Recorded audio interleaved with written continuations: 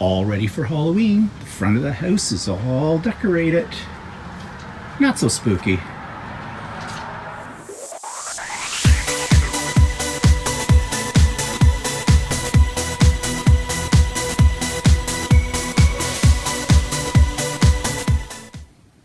Good morning, everybody, and welcome to my weekly vlog. It's vlog number 189 for Monday, October the 12th, 2020, and it's day 215 of our isolation, and it's also Thanksgiving Monday here in Canada for us. Our Thanksgiving always comes a good month, almost a month and a half before the American Thanksgiving.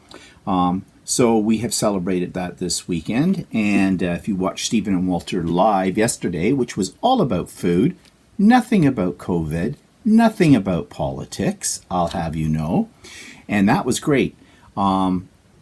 Just a little bit more detail. I don't usually talk about Stephen and Walter live at this point in my vlog, but I'm going to do it right now since I was talking about Thanksgiving, because that's where the idea came from.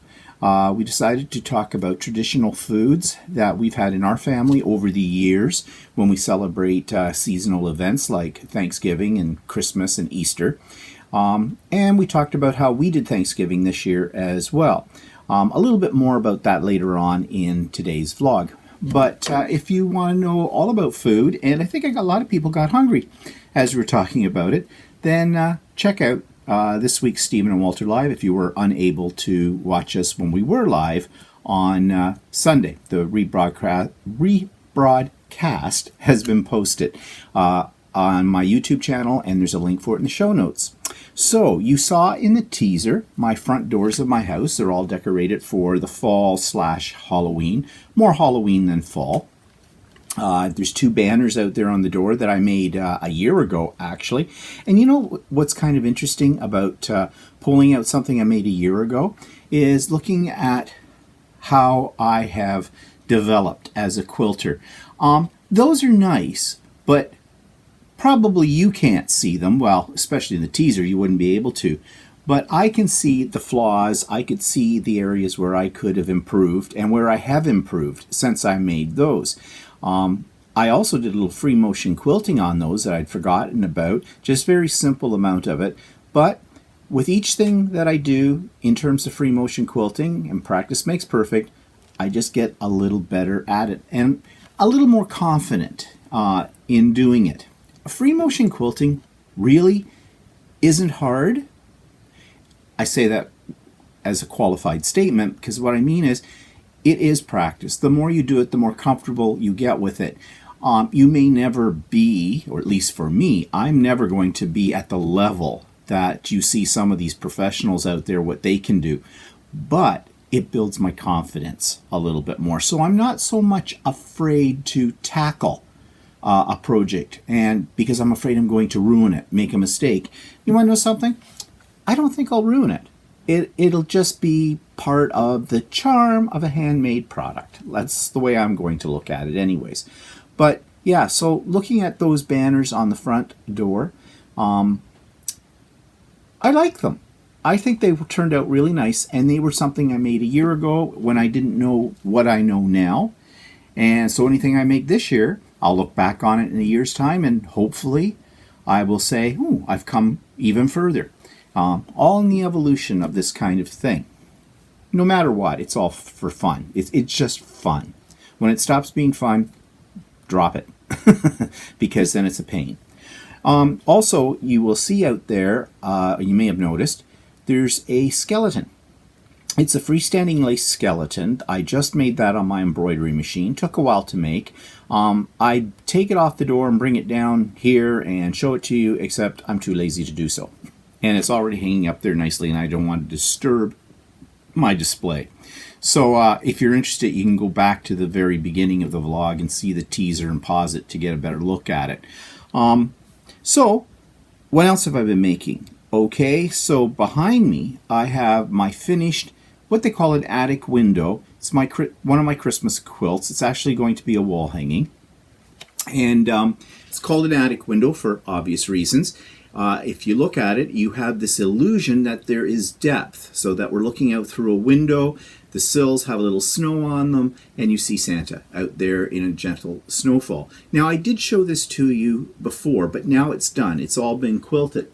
And this will be difficult to show you, but in each one of these window panels, what I did was ruler foot quilting, and I just did a frame all the way around. I did it on the outside in here, which is called Stitch in the Ditch. Then I did another one to echo it on the inside, so it looks like a window pane. And then the cross lines, which I could have made heavier, but you don't want them that heavy in something like this, because you don't, the quilting is to enhance, not to take away from the piecing. So it looks like a window pane.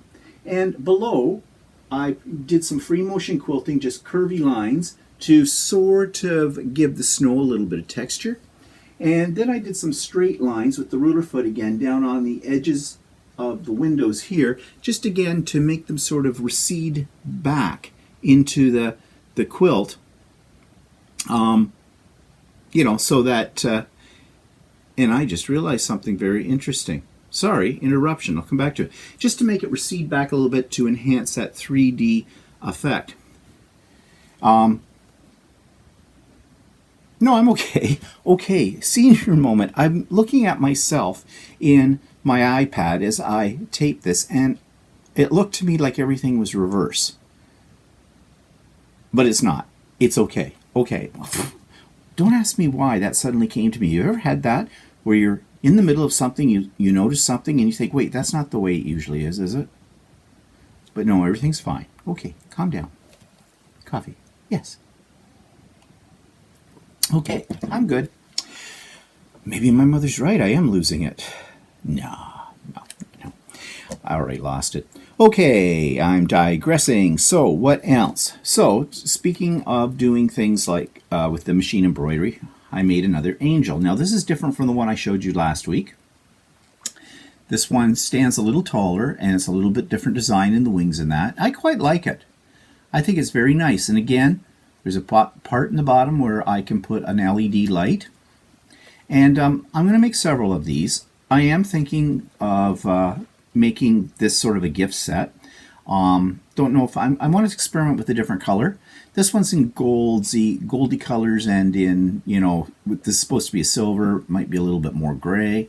I want to do one in blue and see what I can do with that as well. So these take a while to make, but they're kind of fun, and they'll last forever. So that's nice. Just have to find a place to store all of this stuff afterwards, because you know, these take up space.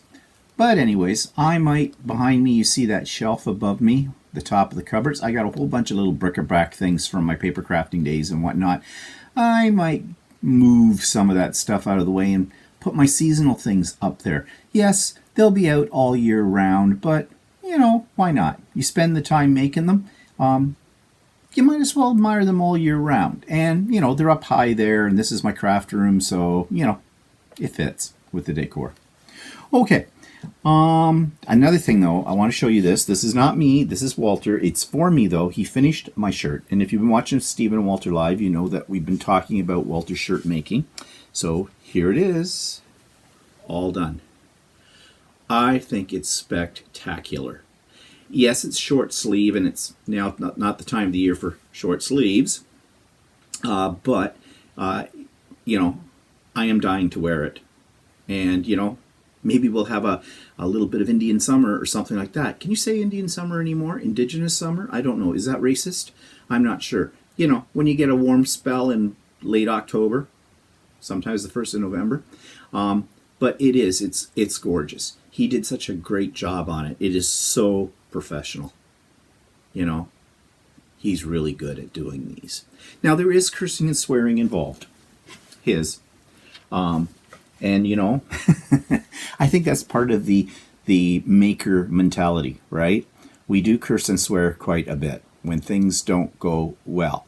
But he's very persistent. He doesn't give up. And, you know, like I said earlier, practice makes perfect. So he's getting really good at knocking these shirts off. And, you know, there's one advantage to making your own shirts. it isn't the cost. No, that shirt right there is a $200 shirt. Okay?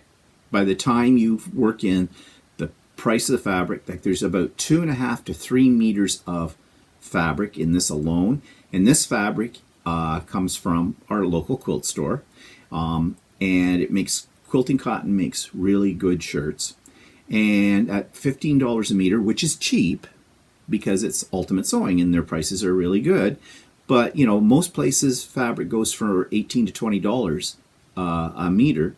So, you know, 3 meters at 20 bucks a piece, just for easy math's sake, that's $60 right there in fabric alone. Then you have thread, and then you have the buttons, and then you have time. So yeah, this shirt's a $200 shirt, okay, if you were to retail it.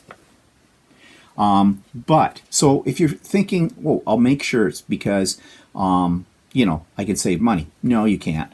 Not when you figure in the materials and your time. But what is good about making your own is it's custom. I mean, I don't know if I'd find that fabric on the rack, for one thing.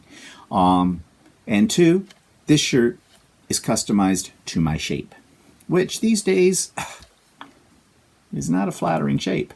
But, so that's the great advantage of making your own shirts. But you gotta like it. You see, I have no desire to do that kind of sewing, none whatsoever. Because to me, it's fiddly, and I don't like fiddly. Now, a lot of people think quilt making is fiddly, and I suppose it is. But I just, no, I would get frustrated with trying to do that kind of sewing. Whereas Walter doesn't like making quilts. He likes doing that. So, pretty good team, eh? In fact, hey, make a matching quilt. I don't know.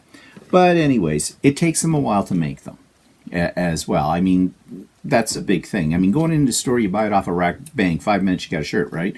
A little longer on something like this. But it's high quality, for sure. And you know that,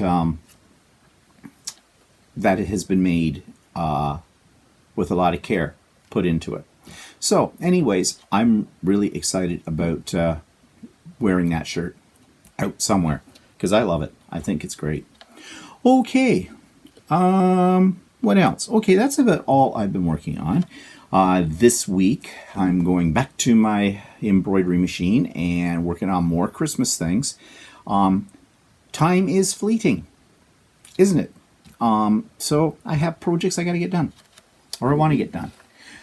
So, what else? Okay, speaking of quilting and sewing, somebody recommended this channel on YouTube to me. It's called Truelove. That's the name of the lady who does it. When I first went to the channel, I almost turned it off because this woman is a little on the wacko side. But you want to know something? She knows what she's doing. So here's my review of Truelove's YouTube channel. This week's YouTube channel is one by a lady who looks at how to do some sewing projects and quilting and a variety of other things, and it's called Truelove. Now, when I first saw this YouTube channel, I was a little put off because she seemed a little, well, eccentric and quirky. But you know, after I've watched some of her videos, she does truly know what she's doing, and her instructions are fairly clear. And her quirkiness and the involvement of her husband and her son in some of her videos makes them kind of fun. So, don't judge a book by its cover. Check out a couple of her videos because I think you will be impressed. So check out Truelove. So the link to Truelove is in my show notes below. And you will also find a link to Idiot Quilter, episode 84. And this is where I show you how a new way, for me anyways, a new way of layering a quilt. Doing it vertically instead of horizontally. So if you are a quilter, you might be interested in that. It's especially good, I think, for people who have limited space in their house. Anyways, you can check that out. I also do a fat quarter bundle reveal. And that's that bundle of fabric I think I showed you that I picked up when we went up north for the day back a couple of weeks ago. And I bought this big bundle of really beautiful fabrics. Well, I actually take the band off the bundle and show you what the fabrics look like, and they are fantastic. I can't wait to find a project worthy of them. And there's a link to the book of the week, which we'll come to in a moment. And we did have a monthly craft and chat on this past Wednesday. And we didn't have a lot of people on it, but the people we had there were very interesting people to listen to. They've got some really great projects that are extremely inspiring. So do check out the rebroadcast of that. And you know, when I have the next one, which will be the first Wednesday of the month, so the next one will be whatever the first Wednesday in November is. Can't remember the date, 7th, 8th, something like that. If you can, you're more than welcome to join us. And I always put the link in a few days before into the show notes because it's a Zoom meeting. So don't be shy. Come and join us. I mean, you can just come and join us. You don't have to show us what you're working on if you don't feel comfortable doing that. But it's a supportive group, so nothing to worry about. Okay, so that takes me to what's pissing me off this week. Well, okay. We're all standing around waiting for a vaccine for COVID, right? But in the meantime, what season have we entered into? Flu season. Now here in Ontario and across Canada, we can get a flu shot, a seasonal flu shot, free. Well, it's not really free. It comes out of our tax money, but you know what I mean, kind of thing. And you don't have to go to your doctor to get it. You can go to pretty much almost any drugstore, the big chain ones. Shoppers is one of the largest chains, and that's where we go to get our flu shot. And you don't need an appointment. You just walk in. There's some paperwork you fill out. Then you wait for the pharmacist, and you get a shot, and you're good to go. Yeah, simple, eh? Not so simple this year. So, usually, in the last few years, I've gotten my flu shot usually closer to November or within the first week of November because usually they're not available that soon. This year, just by accident, I heard somebody mention about getting, well, it was my mother actually. When I went to visit her, she said they had given her a flu shot, which is great. She gets it every year. But of course, in the nursing home, they get the supply early and they give it to everybody because, you know, they don't really need flu running rampant through a nursing home either, because that's a death sentence. So I said, oh, flu shot's out already. Okay. So I phoned my local Shoppers Drug Mart. Big chain here in Canada. There's a Shoppers Drug Mart on every other corner opposite of Tim Hortons, it seems. So I phoned them up. Well, I had to go through several different automated messages and, you know, which button you push for this, you know, push 1 if you want to talk to cosmetics, press 2 if you want to talk to a manager, press 3 if you want to drop dead. I mean, finally I got through, and of course I'm on hold. They're playing horrible music, and then they're interlacing it with commercials about COVID and everything like that. Which none of that was any helpful, but, you know, wasting time. Finally, a human being answered the phone. So I asked, do you have the flu shots in? Because I had heard something on the news that a lot of places were already running out of the flu shots. Wow. We just started with this. And what I was really concerned about was the fact our government, our provincial government, has turned around and said they've ordered so many hundreds of thousands of extra flu shots this year because they figure there's going to be a lot more people getting them because of COVID and all this kind of stuff. Great. So they're out. So I called and asked, do you have flu shots in? Well, yes and no. We did have them in. We've run out, but we have more on order. We should be getting them in at the first of the week. Well, the first of the week is today, okay? That was Friday I called. I said, okay, thank you. And I said, oh, by the way, do I need to make an appointment? Because I'm thinking now with the way COVID is and stuff like that, they don't want a lot of people sitting around waiting for a flu shot. But no, that's not the case. They don't care. You do not need to make an appointment. Okay, fine and dandy. Well, there's another Shoppers Drug Mart not that far away from me. Again, this one is the one I usually go to. But there's another one that's equidistant away from me, the opposite side of where I live. Like one's to my east, one is to my west. And so I thought, what the heck, I'll give them a call. Well, they answered very quickly there. And I got the same story, though. Yeah, we had them. We're out of them, but check us at the first of the week. We're supposed to be getting some more in on Monday or Tuesday. Okay, fine. So then I had to go into my Shoppers Drug Mart to pick up some prescriptions that were due. And while I was in there, there was a lady ahead of me getting something, and I overheard her, and I'm not sure exactly what she asked, but it was something to do with the flu shot. And this was Friday, and the woman was saying, something about tomorrow, Saturday. They'd have them in. Oh, I thought that was interesting. So Saturday we were busy. Actually, we were cooking for Thanksgiving dinner, which I'll talk about later. So I gave him a call on Sunday just to see. Yeah, no, they were getting flu shots in today, Monday, for children. I think the children ones might be an oral thing they have now. I'm not absolutely sure. And then on Tuesday, they'd have them for seniors. Okay, I'm a senior. All right, at least I think I am. Seniors used to be people 65 and older. I'm not 65 yet. I'm only 63. But Shoppers Drug Mart considers seniors to get the seniors discount that they have once a month, bless their souls, at 55. So, some places 55 and over seniors, some places 60 and over is seniors, some places at 65 and over. So I don't know. And she got me off the phone real quick. That's what I just love about this particular Shoppers. They have, they're nasty. I don't know why I go to that one, because it's close. That's why I go there. But they are nasty. Anyways, that's a debate for another day. I'm going to call them tomorrow morning, which is Tuesday, and see, do you have the flu shot in? It's going to be like a broken record. And what's a senior? And can I come in and get it? I want to get this on with this, get it over with, because for the flu shot to have effect, it takes about 2 weeks. So I have been told. I'm not an immunologist, so I don't know for sure, but that's what I've been told. But I get one every year. And just as a sideline, there are a lot of people I know, very well-educated people that were teachers or nurses, who don't get the flu shot.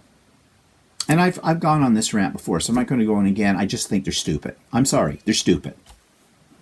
My sister's one of them. She doesn't get a flu shot. Stupid.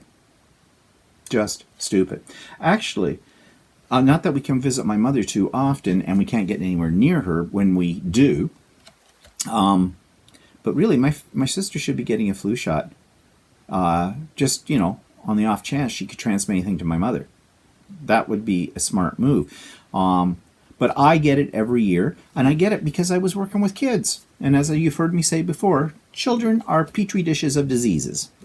They bring everything to you in the regular way the world is. Now it's even worse, I'm sure. Thank God I'm retired. But I always get one. So, what's pissing me off? What's pissing me off is that we're getting mixed messages from our government. Our government has been pushing for years and years and years. Get the flu shot. Protect yourself and others. Get the flu shot. Get the flu shot. Get the flu shot. They have ads on TV about it. They ordered, as I told you already, 100,000s of more flu shots and everything because they figure it's going to be big demand. So they've said it's so more convenient now. You just go to your drugstore and you get a shot. No appointment necessary. You don't have to make arrangements with your doctor. Can you get it with your doctor? That's debatable. I said to Walter, maybe we should phone our doctor up and see if she's got them in and if we can come in and get a flu shot. But I don't want to sit around in her waiting room either because she's in a clinic. And there's all kinds of sickos, for lack of a better word, sitting around in there too, coughing up a storm and who knows what they're spreading besides COVID. So, I'd rather, is it any better in a drugstore? I don't know. Possibly not. We're all wearing our masks and everything. But Anyways, the government set that up because it was going to make things so much easier, because they didn't want people using the excuse, oh, it's inconvenient. I can't find the time. It's too difficult to make an appointment with the doctor to get a shot, so I don't get one. So that was what they're preaching. But then you call up and they don't have any flu shots. And when they do have the flu shots, it's not that easy. First of all, you have a form to fill out. Now, they have streamlined that this year, I noticed. You can go online before you go to the drugstore. You fill out the form, which is asking about your health and all this other stuff, whether you have any allergies, all this kind of thing. And then it generates a code. And so the theory is, because I haven't done this yet, I have filled out the form.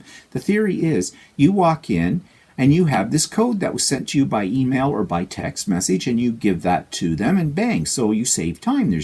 And it probably is easier on them too. You're not filling out any paper. It's already in the system. Well, that sounds good, doesn't it? But here's the catch. It's only good for 7 days. I filled that out on Friday.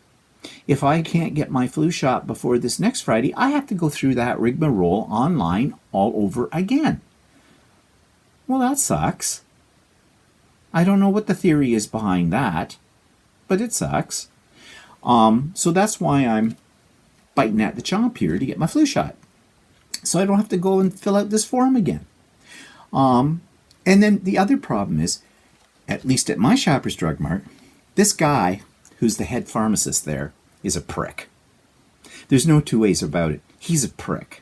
He and I have come to loggerheads before. Well, when I say that, I mean he gives me this cold-shouldered look when like he gave me the wrong instructions for my medication once. It could have killed me if I hadn't read the damn thing. If I had never taken this particular drug before in my life, if I was newbie to it, the instructions were completely wrong. And for somebody who had never taken it before, who knows what would have happened to him. His answer at the time was, yeah, so on. That's what he did. He did that. He said nothing. He just went. How do you answer something like that? And there was something another time. Oh, yeah, overcharging.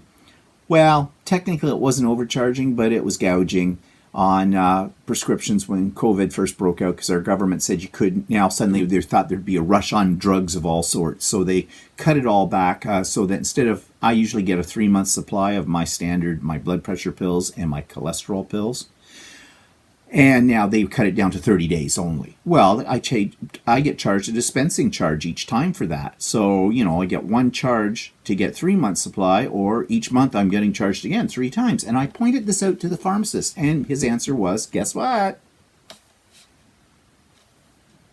I even sent a complaint to Shoppers Drug Mart, and they literally deleted my complaint online on their Facebook page.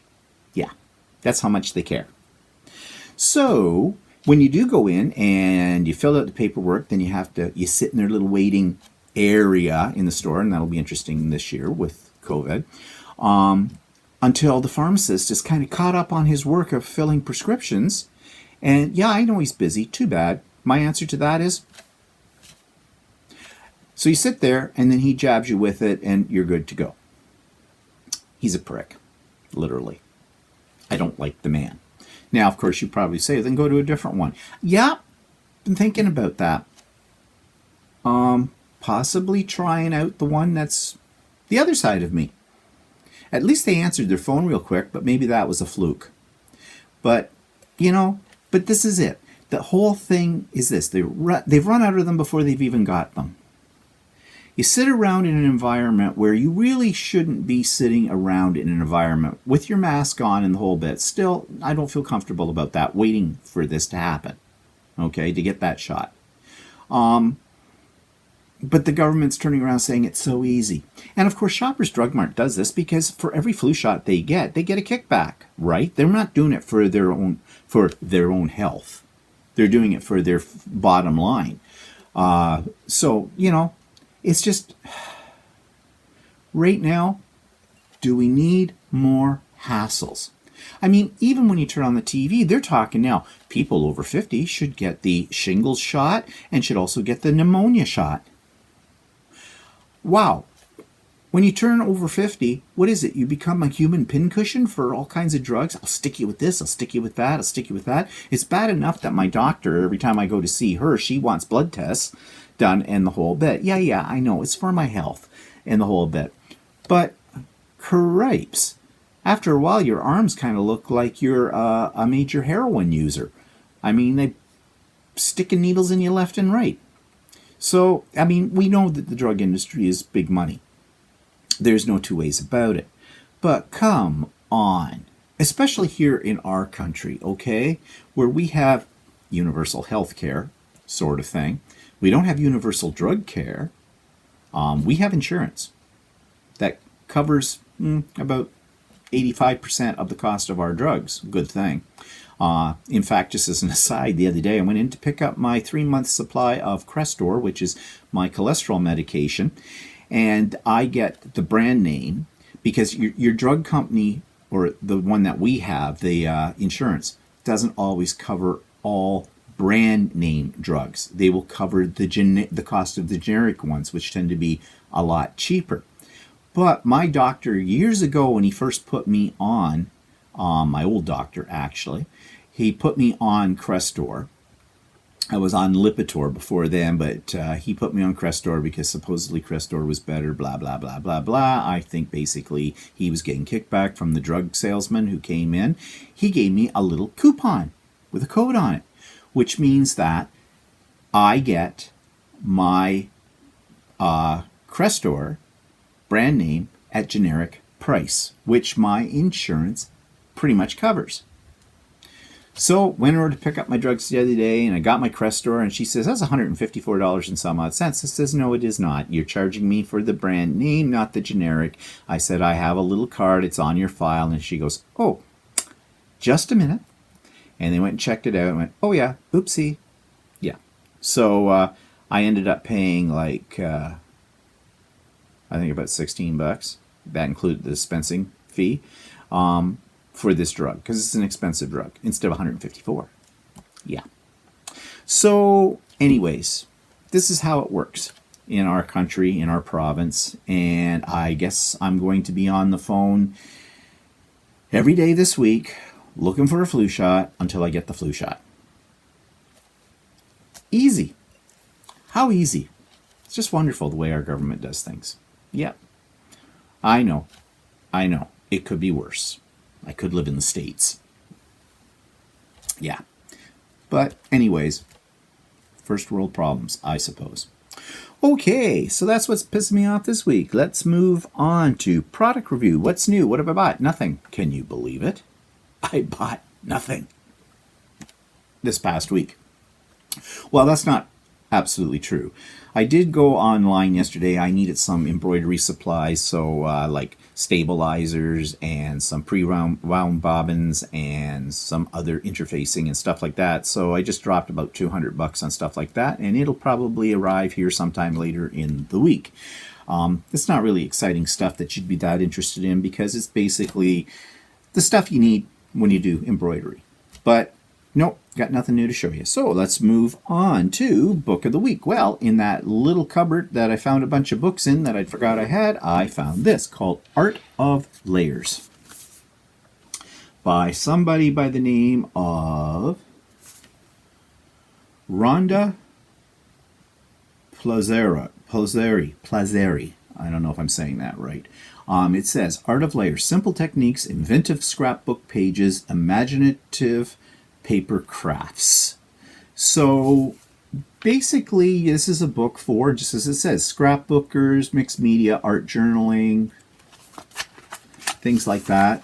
Lots of pictures, fairly clear instructions. Again, another one of those kind of books that you might want to look through to get inspiration. And yeah, I mean, to be honest with you, I forgot I had this book. I need to revisit it and go through a few things and see if it gleams some ideas. Oh, that's kind of cool. Gleam some other ideas. Now, there you go. There's kind of the idea that I'm doing with my curio cabinet, only a little bit of a different thing. And, with the curio cabinet, I'm using those divided boxes that I got from the dollar store that had little wooden pieces in it. And so there's another idea of what you could do to make an attractive wall hanging. You know, something like that, just off the top of my head, it makes me think advent calendar. You might be able to develop something like that into an advent calendar, because I know I don't do advent calendars myself. That's not a tradition in my family. There's another one. But I know many people do. So that's an idea.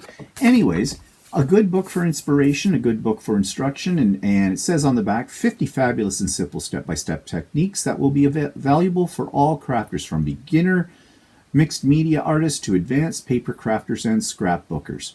So there you go. Covers all the bases, doesn't it? Price on this book. I paid $25.99 Canadian for it.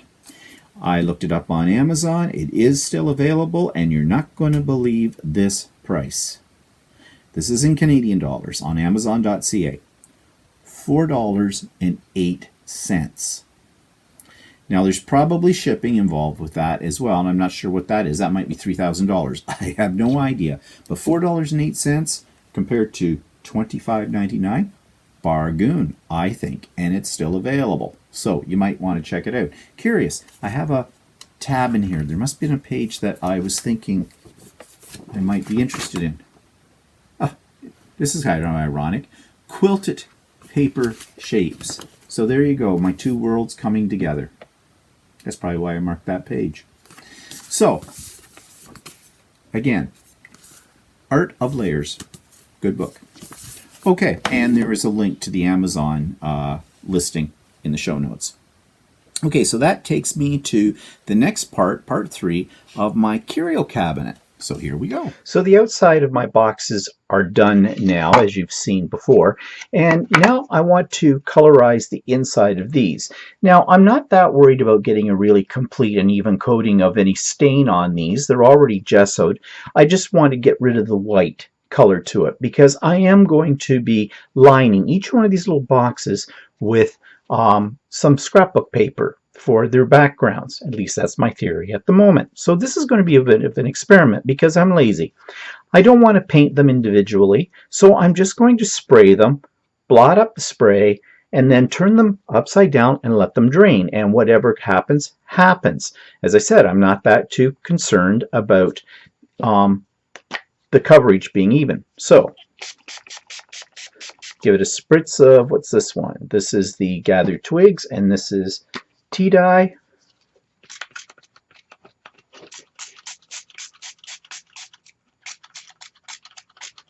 Now I'm trying to get it on the sides in here as well. My tea dye is not responding all that well. Okay. Then let's grab a paper towel and let's just do a little blotting.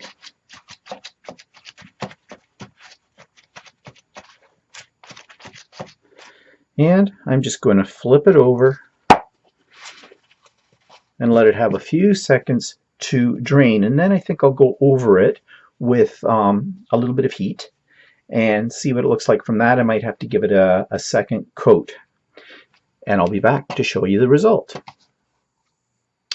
So I have finished lining the inside of the little divided boxes here and the big box here. And all I did was I used a 1¼ inch square punch and punched out 3 different little pieces of scrapbook paper, put a little glue in the bottom of each one of these, and pressed them in. So now I have a backdrop in each little box. And I did the same thing, only with a bigger piece in the big box. Now you'll notice something. I added this ribbon, and I have buried this and glued it underneath this background piece of paper. The reason being is there's going to be a album in here, and I want to keep the album secure. So once the album's in there, I'll be able just to tie a bow around this. I'll probably trim off the ribbon a little bit, and that'll keep it stable. Now the next part of this project is to add little hinges. So I had this little package I bought of 4 little hinges from Home Depot, and what I want to do is attach these so they act like little doors onto the box. So I need, and this is why I built up the edge. Oops, not doing this very well. That's why I built up the edge here, so I would have something to put the hinges on. Now I think I can get away with 2 hinges and that'll be enough. Now you'll notice there's holes in these hinges though where you could screw nail them in. I don't think the wood will handle the little screws, even though they're really tiny. I think what will happen is I think they'll split the wood. I could do a little pilot hole, but I think what I'm going to do instead is I'm going to use some of my Gorilla Glue on these to hold them.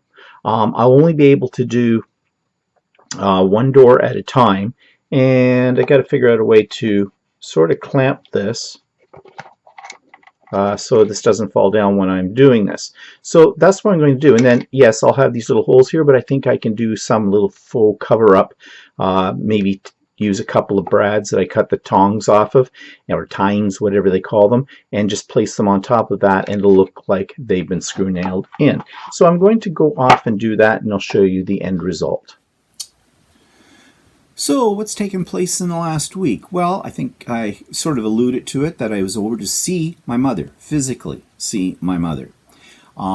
They've moved visits indoors, but this particular residence my mother lives in, it used to have a second half. Well, it still has a second half, but basically it's closed down. And it was a retirement residence. So one half is nursing home, the other half is retirement residence. I guess it's one-stop shopping. I mean, once you got to this point where you couldn't look after yourself, you just move over to the nursing home, in theory. I don't think it was that simple. Anyways, it's empty pretty much now. The empty rooms, they don't use it. So they basically are utilizing that for people who want to visit their relatives. Now, the rules are the same as when we had the outside visit. You have to book an appointment. You get 30 minutes. You have to be an immediate family relative or a power of attorney person with it. You have to wear a mask. You have to use hand sanitizer. You have to stay 6 feet away from your loved one. You cannot touch them, hug them, kiss them, or bring anything in for them. Yeah. So my sister and I made the arrangements. We went over last Thursday afternoon to see Mom. It was a good visit. Mom was looking good. She's complaining about her hair, but she always does. And yeah, her hair is a mess. There's no two ways about it. She got it done a few weeks ago, but she needs it cut badly. My mother always kept her hair relatively short, and I mean, this is as long. Her hair, since she's been in the nursing home, is longer than it's ever been in my lifetime that I can remember. And yeah, her hair's thinning, at her age and the whole bit. And of course, she always over-processed her hair over the years, perms. My mother loves a perm. And she complains about the one that's there doing the hair. And she says, she was starting to complain about her hair. She says, I need to have it done. I says, well, Mom, does the hairdresser that's here, does she come around and ask you if you want your hair done, or do you have to do? Well, no, I have to go down and see her. Okay, that's the funny part. My mother can't go down anywhere because she's in a wheelchair. Like I've told you before, she cannot walk. I've said, well, Mom, you can't do that. Well, I should get a different one. And I said, Mom, you can't. This is the lady that works there. There's only her. Now, I have to admit she's a bit of a crackpot. I have dealt with her before. I don't really know if you can call her a decent hairdresser or not. I think she's at best mediocre. I think she knows what she's doing, but I think it's a difficult job to do these, people like my mother do their hair. It wouldn't matter who does my mother's hair. My mother would bitch about it. Okay, my mother had the same hairdresser for like 50 years, practically. Her hairdresser just before my mother went into, just before my father passed away, and my mother moved her into the apartment, retired. And that was hard on my mother because she had to find a new hairdresser. And then, of course, I had moved her into my sister's town. So my sister got her in with her hairdresser. Well, my mother used to bitch about her too. So, like I said, I know that my mother is fine when she's bitching about things because that's her normal state of being. So, yeah, nothing unusual there. So I said to her, well, Mom, I said, anytime you want to get your hair done, you want to get a set, it's kind of useless getting a set because they wash your hair and they wash that all out and all the whole bit. But if you want to get a perm or whatever, just speak to one of the staff people here. They'll make the arrangements for you. There's not a problem with money for her. She's not rich, but it's all looked after. There's no problems. And if it makes her happy, go get your hair done, Mom. But she'd rather complain about it. But besides that, it was a good visit. We don't know how often we're going to be able to see her this way because new restrictions are coming down by our province because our numbers are going up again. And I think it's just a matter of a few weeks before, again, the nursing home will be under strict restrictions again, and there'll be no form of visitation whatsoever with it. So that's where we're headed towards. So we got in a visit now, and maybe we'll go in again in another week or so. And, that's what it is. So she's fine. Okay, Thanksgiving dinner. That was the highlight of the week. We decided that we would have our Thanksgiving dinner, just the two of us. We're not going anywhere. We're not having people over. Our government has been insistent upon that people shouldn't do that. And this will be really interesting to see what happens in about 2 weeks' time with our numbers in Ontario, because I know darn well, right, that there were people that had to have the family gathering and are rationalizing the way they're doing it as being safe. It's my bubble. No, it's not your bubble. If you're not living with those people, it's not your bubble. We're doing, social distancing. Are you really? What? Is everybody eating in a different room in your house? And you're yelling across each other for a conversation? I don't think so. And, you're all wearing your masks while you're in the house together, are you? But you're having something to drink. You're eating. That's coming off a lot, isn't it? Yeah. Who are they trying to kid? Only themselves. So in about 2 weeks' time, I think our numbers will be really up there. I think over this weekend or something, now because this is a holiday weekend, I'm not sure how the numbers work with them. They're way behind on the testing, way behind. So far behind on the testing that they're sending the samples to the States, to some firm on the other side of the border to try and catch up. That's from our province. Yeah, our government here has botched this so badly, it isn't funny. Not as bad as the Americans, but bad. Yeah, governments, really. But anyways, what I was talking about is Thanksgiving dinner. I was getting off on a tangent, as I do. So we decided, let's make it a little bit more special than, because it is Thanksgiving. But we decided to do it Saturday night instead of traditionally Thanksgiving dinner is usually on the Sunday night. Some people do it tonight, Monday night, but usually, in my family anyways, we always did it on Sunday night. My sister had already said, I was afraid my sister was going to invite us over to her place because that often happens. But my sister made it very clear that there was nobody, including her in-laws, coming over to their place for dinner. It's just them.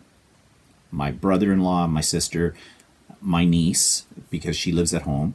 I'm not sure what they're doing with my nephew, because he actually lives in Ottawa. He's there going to school, sort of. That's a story for another day. So whether he was coming back home, I'd be a little leery about that too. But anyways, we weren't getting together. So that was fine. Because if my sister had said, well, come here for dinner. But my sister's not stupid. So, she wouldn't have done that. I would have said, no, Lori, we're not doing that. No, sorry. Not going to. But anyway, so we got all the stuff that we needed to make a Thanksgiving dinner. Now, for 2 people and a turkey, you'd be eating turkey until the cows come home. I like turkey, but I don't want it every day of the week. And that's what would end up happening. So we bought what they call a turkey roll. Essentially, a turkey roll is bits and pieces of turkey, all kind of fused together around a core of dressing or stuffing, whatever you call it. We talked about this on Stephen and Walter Live yesterday about, what do people call it? We interchanged the word dressing and stuffing. So I guess it's where you're from, what you're used to. Same stuff. The bread you stuff in the bird kind of thing. And so you cook that. And I decided, okay, so we're going to have some traditional foods that we often have in my family at this time of the year. So I made scalloped potatoes. and I made squash. It was butternut squash. Now, Walter doesn't like squash, but he likes it the way I make it because I don't do the traditional, like, boil the crap out of it, mash it up, and slop it on the plate. I cube it, and I use a combination of some spices and brown sugar, a little touch of orange juice, coat it in all of that, some butter, and roast it. And yeah, it's delicious, to say the least. My scalloped potatoes are delicious too. They're my mother's recipe. The secret's in the sauce. Traditional scalloped potatoes are flour and milk and pepper and salt and potatoes, and yeah, it all over it. And you take your luck as to whether, there's a little flour, of course. Mine has a can of cream of celery soup in it, and I usually use cheese too as well, so it's au gratin. Just the celery soup sounds kind of trailer trashy, but actually it gives a really nice taste. Now, I know that some people will actually dice up celery into scalloped potatoes, and I have tried that, but what I find is the celery will tend to go a little bit mushy when you do that, and I like the cream of celery soup better with it. Anyways, just a tip, give it a try. I also add into my flour, like it's the celery, the flour, salt and pepper, a little garlic powder, a little onion powder, a little Italian seasoning. What else do I put into it? The milk and the flour, I said that, and the cream of celery soup, and mix that all together. And then I pour that over each layer of potatoes, along with I put in some diced up onions, and I put in sprinkle a little shredded cheese in those layers too, and you just build your layers. But I made a small portion of this because there's only 2 of us, and usually when I make scalloped potatoes, I'm making it for many more people, so I use a great big huge casserole dish for that, right? But there's potatoes left over, and you're eating that for a month too. So we had that. We had the squash. I made extra stuffing. Right from scratch. Yeah, the hardest part about making stuffing is getting it out of the package. I use stovetop. I know people have special recipes that they all make. Everybody has their secret ingredients for it. My secret is a box of stovetop. I like stovetop. It's fast. It's easy. You can do it 4 minutes in a microwave. Bang. It's good. We had a little discussion about that yesterday too on Stephen and Walter Live. So that's what we had. I also made an apple crisp for dessert. Well, Walter says it's more raisins than apples. Well, I love raisins, and I mix the raisins with the apples in the crisp. I think it's delicious. Walter doesn't like raisins. So, yeah, I'm nasty. I don't think he's had any of it either. I didn't make a huge amount of it. But, yeah, so we had that, and we bought a couple of bottles of a particular red wine. Now, of course, we're eating foul. We should have been having white wine, but we don't follow those rules. We just drink what we like. So we'd gotten a couple of bottles of this red wine we really like. It's a little bit more pricey, but not terribly out of the way. I think it was on sale for $16.95 for a bottle. It's usually $19.95. But when you're used to drinking wine out of a box, anything in a bottle is grandiose. So there you go. And ironically, Walter grabbed the wine. I didn't look at it, opened up, poured it. He pulled out a bottle of wine that it's been in our wine fridge forever. That isn't a bad wine, but it's not the one that we wanted. But we drank it anyways. So that was fine. And that was our Thanksgiving dinner between the two of us. A little bit anticlimactic because, yes, it would have been nice to be with family and that kind of thing. But, 1 year. That's what we're hoping. That's only this year. And next year, this time, we'll be free of all of this, we hope. But anyways, I did do a little video showing you what I cooked. So I thought I'd show you what we cooked for dinner, and what you're seeing right here in front of you is scalloped potatoes, and I've already kind of gone over what goes into my scalloped potatoes. And the reason I'm doing a voiceover to this is because I actually had to remove the soundtrack because I forgot I had my Alexa on during this, and it was playing piece of music, and that would have violated copyright. So here you can see the turkey roll and the stuffing, and the orange stuff is the squash, and in that big jug is gravy. Walter makes great gravy from things. I'm not so good at gravy. And then we have the cranberries, and I love cranberries. Walter's not so fond of cranberries. He thinks they're too sweet. I make them a little bit on the tart side because I prefer them like that. And I also made this apple crisp, which he claims has got too many raisins in it because I did put raisins. So I did dress up the table. I didn't have a tablecloth that was in the appropriate colors nor napkins for fall, so I just went with what I had, but it's different from every day. And you can see that bottle of wine I already mentioned. That was the wrong bottle of wine, but it was okay. It was fine. And we had some really nice bread that we had bought. It was a Dutch bread, so it was a great dinner. Okay, so that takes us what's coming up. Well, Janome, the sewing machine makers, have decided that they're going to run through our local dealer, which in our case is Ultimate Sewing, classes, online classes on various topics. And they're like $10. And yeah, they're all done in sort of they're not using Zoom, they're using something else. I think it's called GoToMeet or GoToMeeting or something like that, but works, I think, similar to a Zoom. And the first class is this Wednesday, and I'm doing it with Artistic Digitaltizer, which is the very expensive software program that I have not used a whole lot for developing embroidery designs for my embroidery machine. So I thought this might be good. Now, there's actually 3 classes in this. Good price, $10 for 3 classes? Yeah. So the first one's this Wednesday, and then the second one will be the Wednesday after, and they haven't announced when the third one will be, which I find kind of funny why they're not doing that.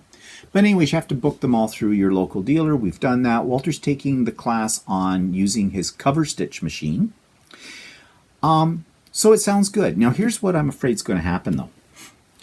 Janome's going to use these classes for sure to sell products. And that's fine. However, because the reason I know that is because we were told by the owner of Ultimate Sewing that, yeah, you got that $10 you could use as a $10 credit if you bought a related product. So, like if you bought Artistic Digitalizer, I guess you could get $10 off. Wow, $10 off of $1,100. Well, what a bargain. But probably in some of these classes, they're talking about different presser feet and things like that. So whatever. I wasn't taking it for that discount. I'm taking it so I can learn. And that's what I'm hoping I will. I hope I do learn. I hope I'm just not going to be bombarded by a big sales pitch to buy more of their products and not learn much of anything. And if that is the case, well, you kind of know me. I won't let that rest. I will be complaining. I'll be letting my local dealer know I'm not happy about that. Not her fault, but I will let her know that because she is a way to get that information to Janome. And I'll write to Janome. Now, Janome is famous, as you know, the problems that I've had with my embroidery machine, that Janome ignores customers completely. They always refer you back to the dealer. They will not deal with you at all directly. So we'll see what happens. I hope I learn something that's worth $10. But if it's all trying to get you to buy products, I'm not going to be happy about that at all. But anyways, we'll see. I'll keep you informed. I'll know what it's like once Wednesday comes and goes because that's the first class that I'm taking. Okay, and that is all that's coming up. Really. Exciting life, isn't it? And as our province goes backwards again so that things are becoming more shut down, they've shut down bars and indoor eating in the Toronto area. They called it a hot spot. It's just a matter of time before that restriction comes out to us in our area too. I'm pretty sure of that. And yeah, But anyways, I don't want to end on a sour note here. We have enough of that, don't we? So, just a reminder that Stephen and Walter Live will be on this coming Sunday. And if you've got suggestions, you've heard me ask for this before, but please, if you don't want us to dwell upon COVID and politics, which are so easy of topics to dwell upon, then give us something, anything that we can base a conversation around for Stephen and Walter Live. That's how we got this week's topic. It was suggested by someone about food. I have another topic that somebody has suggested that I'm going to be developing for probably the next Stephen and Walter Live. But we need things, because quite frankly, I'm running out of ideas. Okay, so I hope you have a good week. If you're Canadian, I hope you had a good Thanksgiving. And I hope it was a safe Thanksgiving. And I hope everybody else stays safe and stays healthy. Stay in. And we'll see you next week. Bye for now.